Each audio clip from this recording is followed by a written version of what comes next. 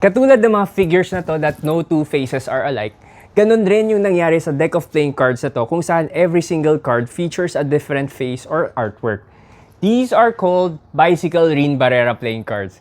This is officially licensed by Bicycle and produced by Run It Decks.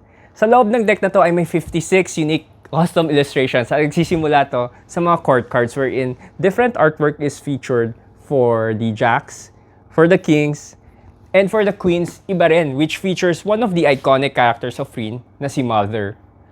Aside from that, every suit is different yung color na ginamit ni Rin. We have orange for diamonds, red for hearts, brown for spades, and green for clubs.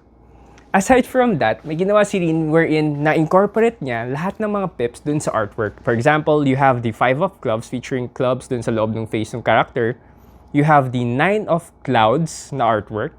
And you have the 3 of spades wherein merong 3 pirasong at bukod doon, it features some of our favorite characters. You have Tori.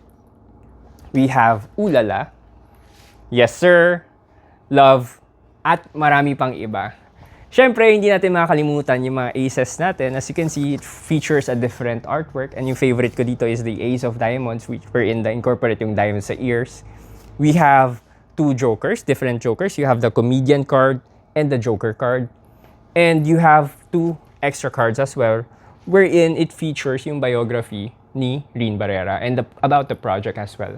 There are 2 versions for this project. We have Our Daily Dread and Muscle Land, both of which features the same face cards. Ang difference niya is on the back, wherein ito yung back design ng Muscle Land, and we have a different back design for Our Daily Dread.